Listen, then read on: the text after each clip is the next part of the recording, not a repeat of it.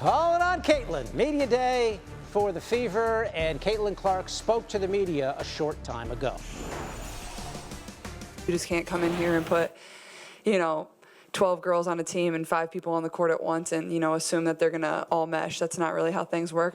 It can probably get you so far, but at the same time, you got to go out of your way to build relationships with your teammates and get to know them and get to know what makes them click. So I think that's definitely been a big priority, not only for myself, but our coaching staff, every girl on our team. So, you don't have very long to do it. It's a lot different than college.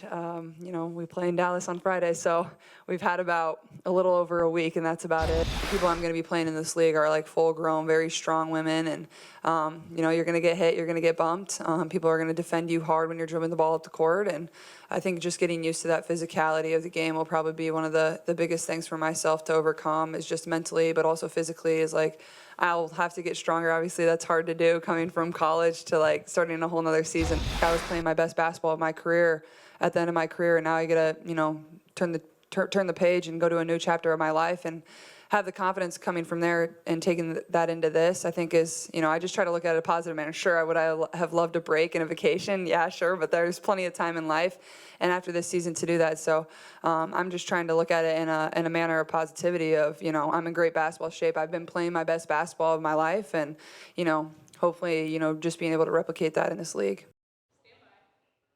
This is certainly a big deal. Certainly in Indianapolis it is, and around the nation. And we bring in our Michelle Steele, who was at Fever Media Day today. So, Michelle, the Fever really are not used to this kind of attention. They haven't even been to the playoffs since 2016. What has the scene been like today at Media Day? Yeah, well, I can tell you that the WNBA is getting attention, the Fever is getting attention, the players are getting attention, and David, you called it, Caitlin Clark is at the center of it all. Just to give you guys an idea of how big this media day is, I've been told that the Fever credentialed 4 times as many media this year as they have in the past.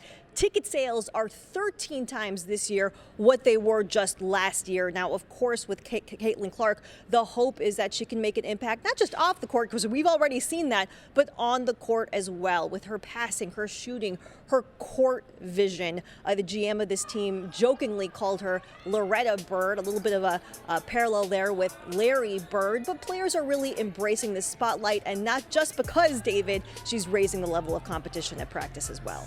Okay, Caitlin Clark, this year's #1 overall pick in the WNBA. I know you got a chance to catch up with last year's #1 overall pick, Aliyah Boston. What did she have to say about just having Caitlin Clark in camp and the impact she could have on this team? Yeah, there's a ton of excitement around WNBA fans for the dynamic duo that this presents for the Fever, right? Caitlin Clark and Aliyah Boston, but those two need to build chemistry. They don't have a lot of time to do it. The first preseason game is already coming up this Friday in Dallas, and I asked Aliyah Boston, what have you learned about Caitlin Clark? Is there anything about her game that surprised you? At this point, I don't think there's anything surprising about her game. I think we've all been able to see that there's a lot of things that Caitlin can do and that she does well. And so just being able to get a feel for her, being able to know how she passes the ball. I mean, Caitlin is a fantastic passer, and I've been able to see that over the past couple of days of training camp. And so it's been really great for us to be able to gel together. All right, you were the #1 overall pick last year. She's the #1 overall pick this year. That does not happen very often. When it has happened in the past, those players have gone on to win championships with those teams.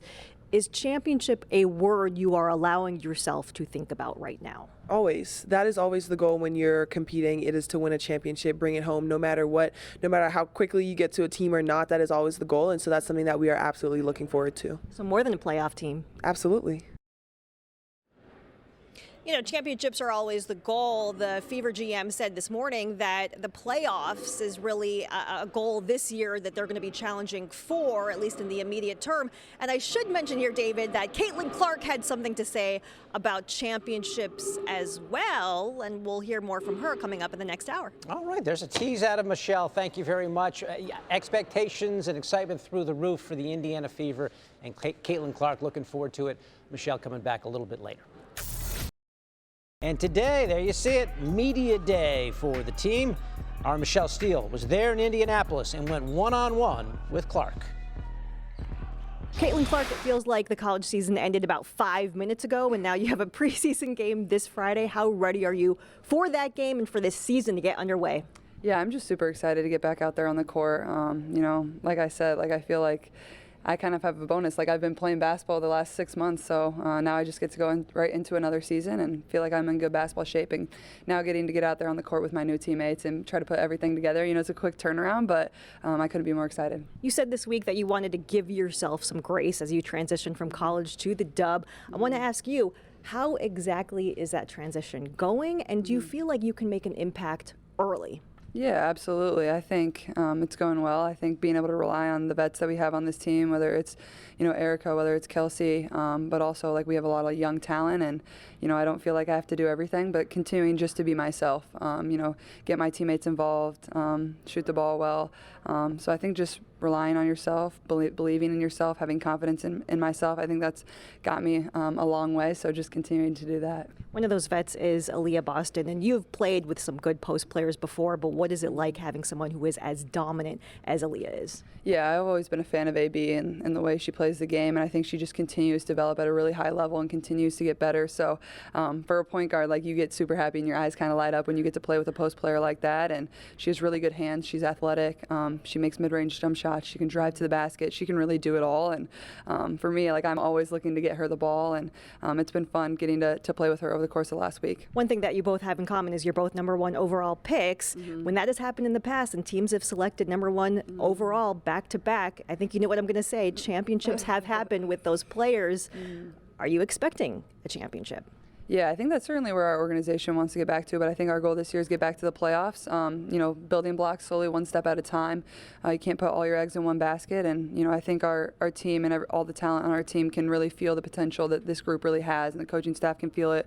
The entire organization can feel it. I think the community, the city of Indianapolis can feel it, and they're just really excited to watch us and support us. So I'm just really excited and lucky to come to this organization. All right, millions of fans have watched you around the country. They're going to watch you in the WNBA now. Aaliyah Boston told us that you signed an ultrasound recently. I did. Is that the most memorable fan experience you've had recently? Yeah, and I think they're like told their friends at the exact same time that I signed the ultrasound, so it was like one big party for them. So that was definitely a first, but congratulations to them, I guess. Lots of baby Caitlin's coming, I think. Hopefully, who knows. Thanks, Caitlin. A reminder of just the kind of player the Fever are getting. These are some of the records she set in college. Three-pointers, the points in the national 750. Oh, forget it. There's a lot of records that she set. Let's put it that way. She's pretty good. As the records continue, as the scroll continues, this is Caitlin Clark and some of the marks she set in her college career and now into the WNBA.